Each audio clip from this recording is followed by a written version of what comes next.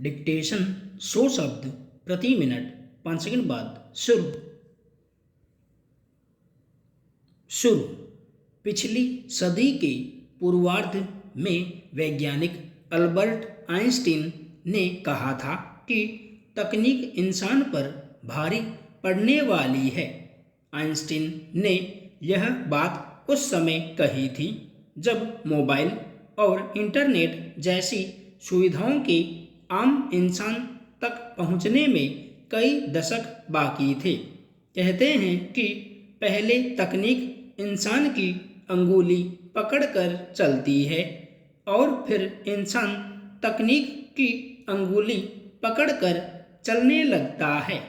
इस बात में कोई दो राय नहीं कि पिछली पीढ़ियों की तुलना में मौजूदा पीढ़ी अभिव्यक्ति की स्वतंत्रता के लिहाज से सर्वाधिक भाग्यशाली है। अभिव्यक्ति अब बड़े पैमाने पर आम आदमी की पहुंच में है। आभासी दुनिया में आज उसके पास दसियों मंच हैं जहां वह अपनी बात रख सकता है, लेकिन इन मंचों पर अभिव्यक्ति से जुड़े किंतु परंतु अपना असर दिखाने लगे हैं। आभासी दुनिया में अभिव्यक्ति के आनंद से उपजा आत्मविश्वास लाइक डिसलाइक की भूल भुलैया में खो चुका है। अधिकांश लोग कट कॉपी पेस्ट फॉरवर्ड और इमोजी लगा देने भर को अपनी रचनात्मकता का हिस्सा मानने लगे हैं। इस नकली आत्ममुग्धता ने हमारी भाषा को बहुत क्षति पहुंचाई है। हमारी अभिव्यक्तियां छोटे शब्दों तक सिमटती जा रही है। ख्याल बुनने और उन्हें कागज पर उतार कर भेजने की जो कड़ी हमें खास बनाती थी वह टूट चुकी है। एक समाज के रूप में हम अपनी भाषा खोते जा रहे हैं। इसने हमारी सोच को इस कदर प्रभावित किया है कि दुनिया जहान से जुड़े रहने के बावजूद हमारा दिमाग कुछ खास दिशा में आगे सोच नहीं पाता। अधकचरी सूचनाओं और विचारों ने मानसिकता को इतना सतही बना दिया है कि हम कुछ सोचने और दिमाग लगाने की जहमत नहीं उठाना चाहते। अनर्गल अभिव्यक्ति और तुरंत प्रतिक्रिया देने की सोच भी हमारी आदत में शुमार हो गई है। आभासी दुनिया के बाहर की वास्तविकताएं हमें स्वीकार्य नहीं है। सच कहें तो गूगल ने हमें स्टूपिड या बुद्धू बना दिया है। इसने हमारी स्मृति पर हमला कर उसे तगड़ी क्षति पहुंचाई है। लोग अब कुछ भी याद रखना नहीं चाहते। उन्हें पता है कि जो जानना है वह गूगल कर पल में मालूम कर लेंगे। क्योंकि पहले से कुछ भी जानना जरूरी नहीं रह गया है, तो सोचना विचारना और प्रश्न खड़े करना भी छूट गया है।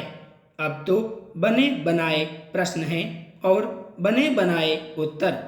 आज सूचनाएं भरपूर मात्रा में है, लेकिन उसके विश्लेषण के लिए वक्त किसी के पास नहीं है। त्वरित प्रतिक्रिया देने की जल्दबाजी का आलम यह है कि हम आगा पीछा भी नहीं सोचते। ज्ञान किसी प्रयोगधर्मी चेतना का नतीजा नहीं रहा, वह एक पेशेवर उद्यम और सोचे समझे निवेश का नतीजा भर रह गया है। ऐसा ज्ञान नया दिमाग और नया मनुष्य कभी नहीं बना सकता।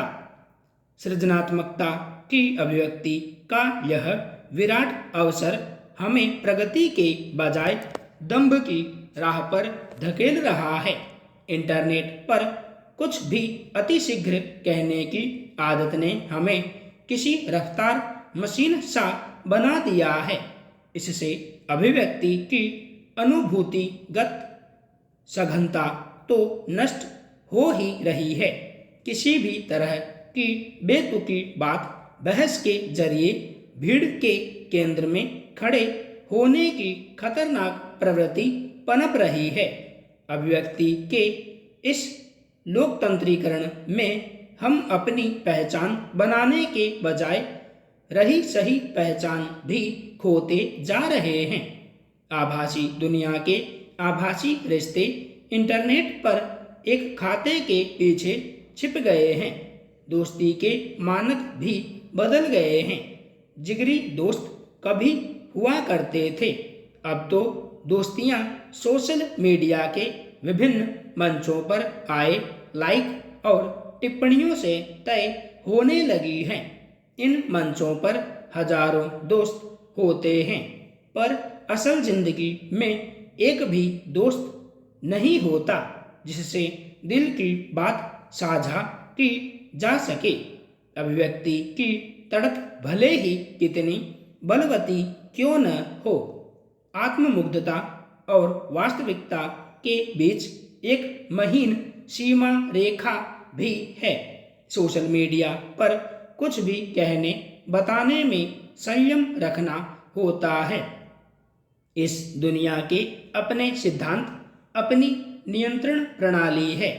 इन कंपनियों ने ऐसा सिस्टम तैयार कराया है जो कृत्रिम बुद्धिमत्ता का इस तरह से इस्तेमाल किया है कि उनकी मशीन एक ही समय में करोड़ों लोगों की पोस्ट पर नज़र रख सकती है।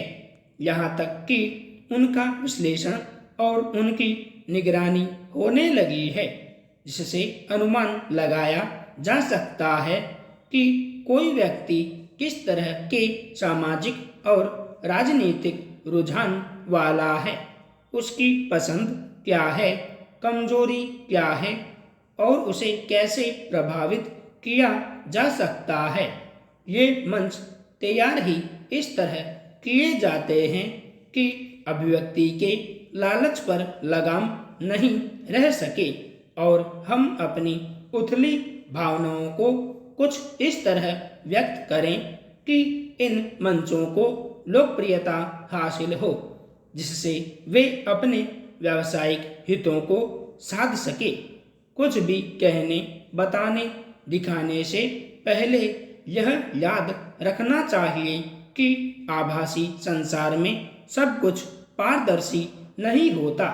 अभिव्यक्ति की मुखरता पर आत्ममुग्धता का जो नकली चोगा लपेटा गया है, उसके पैबंदों को पहचानने की जरूरत है। अन्यथा आभासी दुनिया में दुनियादार दिखने के फेर में हम असल दुनिया से दूर होते चले जाएंगे। पिछले दिनों जब भारतीयों की बचत के आधिकारिक आंकड़े घोषित हुए तो एक बार फिर यह प्रमुखता से स्थापित हुआ कि भारतीय अर्थव्यवस्था को सिर्फ लोगों की क्रय क्षमता से जोड़कर देखना तर्कसंगत नहीं है। वैसे तो पुराने समय से ही भारतीय समाज में आर्थिक बचत करने की परंपरा रही है, लेकिन वैश्वीकरण के इस दौर में जब भौतिकवादी जीवन आर्थिक विकास का प्रतिबिंब माना जाता है, तब भी अगर आम भारतीय अपनी आर्थिक बचत के प्रति जागरूक है तो यह निश्चित रूप से भारत के आर्थिक विकास के लिए एक अच्छा संकेत है।